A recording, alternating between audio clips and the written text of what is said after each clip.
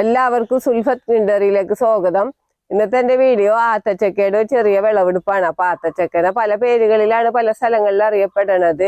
ആത്തപ്പഴം, രാമപ്പഴം, ആനമുന്തിരി, ചക്കപ്പഴം, ഈനാമ്പഴം എന്ന പേരുകളിലൊക്കെ അറിയപ്പെടും. അപ്പൊ പണ്ട് കാലങ്ങളിലൊക്കെ നമ്മുടെ വീടുകളിലൊക്കെ ഉണ്ടായിരുന്ന ഒരു പഴമുണ്ട് ആത്തപ്പഴം, ആത്തച്ചക്ക എന്ന് പറഞ്ഞു കഴിഞ്ഞാല് നല്ല ടേസ്റ്റി ആയിട്ടുള്ള പഴമാണ്. പോഷകങ്ങളുടെ ഒരു കലവറ തന്നെയാണ് ഈ ആത്തച്ചക്ക.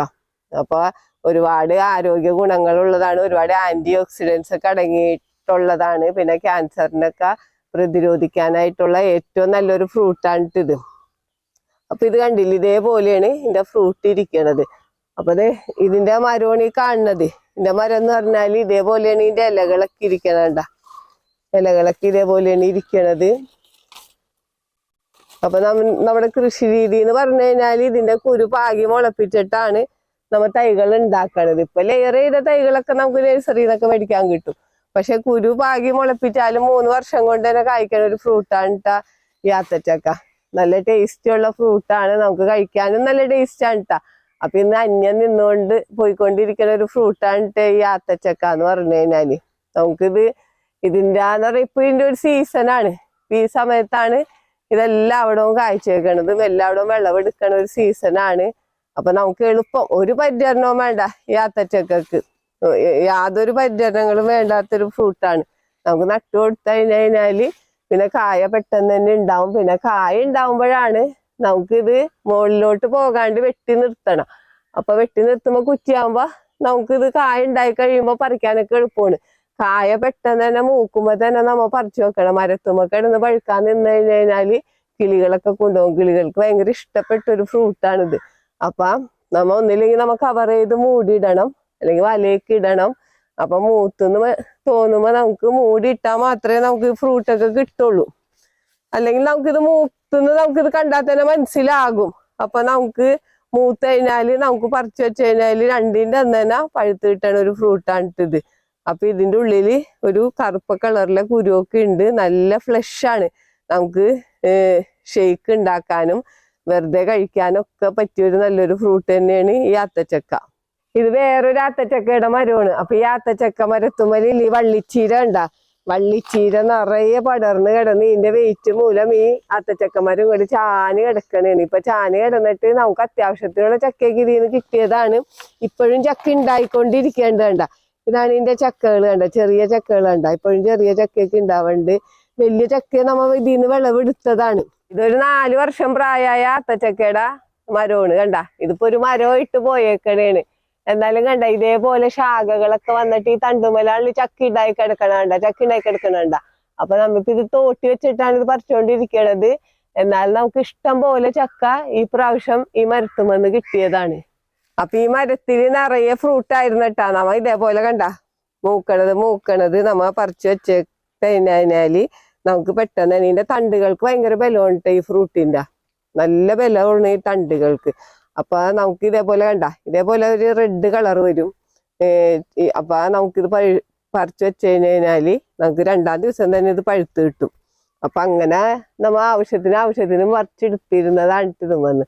അപ്പൊ ഇത് നിറച്ച് കായ്ക്കും. ഇത് നിങ്ങൾ കണ്ടിട്ടുണ്ട്, കായ്ച്ചെടുക്കണോടത്തൊക്കെ നല്ല സൂര്യപ്രകാശമുള്ള സ്ഥലമാണെങ്കിൽ നന്നായിട്ട് തന്നെ കായ്ക്കണ ഒരു ഫ്രൂട്ടാണ്. നമുക്കിതൊന്ന് വിളവെടുക്കാം വേണ്ട. അപ്പൊ ഇത് വിളവെടുക്കാന്ന് വെച്ചാലേ ഇതിപ്പോ നന്നായിട്ട് പഴുത്ത് കിടക്കണ ഒരു ഫ്രൂട്ടാണ്. അപ്പൊ നമുക്ക് കണ്ട ഇതേപോലെ നമുക്ക് ഒടിച്ചെടുത്താൽ മതി, കത്തിയൊന്നും വേണ്ട കണ്ട. അപ്പൊ നമുക്കിതൊന്ന് കട്ട് ചെയ്ത് നോക്കാം. അപ്പൊ കട്ട് ചെയ്ത് കണ്ട നല്ലോണം പഴുത്തേക്കണേണ്. അപ്പൊ കണ്ട ഇതിന്റെ അകമൊക്കെ നോക്കിയാൽ നല്ല ഫ്ലഷിയാണ്.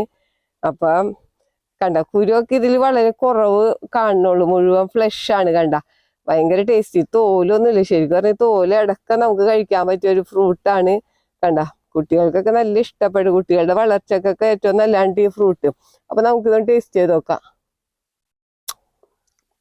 മധുരം എന്ന് പറഞ്ഞാൽ നല്ല മധുരം. നമുക്ക് എന്ന് വെച്ച് കഴിഞ്ഞാല് നമുക്കിപ്പോ ഇങ്ങനത്തെ ഫ്രൂട്ടുകളൊക്കെ വളരെ കുറവാണ്. കുറെ ഫ്രൂട്ടൊക്കെ വെക്കുമല്ലോ, എല്ലാ ഫ്രൂട്ടിനും നമുക്ക് അങ്ങനത്തെ ടേസ്റ്റ്. പക്ഷെ ഈ ഫ്രൂട്ട് എന്ന് വെച്ചാൽ ഭയങ്കര ടേസ്റ്റാണ്. നമ്മുടെ വീട്ടില് വെച്ച് പിടിപ്പിക്കേണ്ട ഒരു ഫ്രൂട്ട് തന്നെയാണ് ഇത്. പിന്നെന്ന് വെച്ച് കഴിഞ്ഞാല് ഇതിന്റെ ഞാൻ പറഞ്ഞാൽ ഇപ്പൊ ലെയർ ചെയ്ത തൈകളൊക്കെ കിട്ടും നഴ്സറികളിൽ നിന്ന്. അപ്പൊ നമുക്ക് പെട്ടെന്ന് തന്നെ കായ ഉണ്ടായി കിട്ടുകയും ചെയ്യും. നമുക്ക് ഡ്രമ്മിലൊക്കെ വളർത്താം. ഇപ്പൊ സ്ഥലം ഇല്ലാത്തവർക്ക് ഡ്രമ്മിലോ ടെറസിലോ ഒക്കെ നട്ടു വളർത്താൻ പറ്റിയതാണ്. നമ്മ പ്രൂൺ ചെയ്ത് കൊടുത്താൽ മതി. പ്രൂൺ ചെയ്ത് കൊടുക്കുമ്പോ നമുക്ക് ആവശ്യത്തിനുള്ള ചക്ക കിട്ടുകയും ചെയ്യും. അപ്പൊ ഇതുമേലിപ്പ വേറെ ചക്കയൊക്കെ ഉണ്ട്. അപ്പൊ നമുക്ക് കണ്ട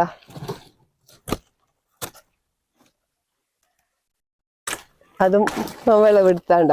ഇതും നല്ല ചക്കയാണ്. അപ്പൊ കണ്ട ഇതൊക്കെ മൂത്ത് കിടക്കണേണ്.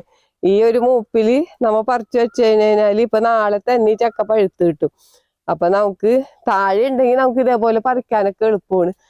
നല്ല മൂപ്പെത്തിക്കഴിഞ്ഞാൽ ഭയങ്കര ടേസ്റ്റ്. നമ്മിത് മൂപ്പ് കുറവിലേ നമ്മ പറിച്ചു വെച്ച് കഴിഞ്ഞാല് ഇത് പഴുക്കല് മര്യാദക്കായിരിക്കും. കല്ലപ്പൊക്കെ വന്നിട്ട് ഇത്തിരി ടേസ്റ്റ് കുറയും. അപ്പൊ എപ്പോഴും നമ്മ നല്ല മൂപ്പെത്തിയിട്ട് വേണം ഈ ചക്ക പറിച്ച് വെക്കാനായിട്ട്.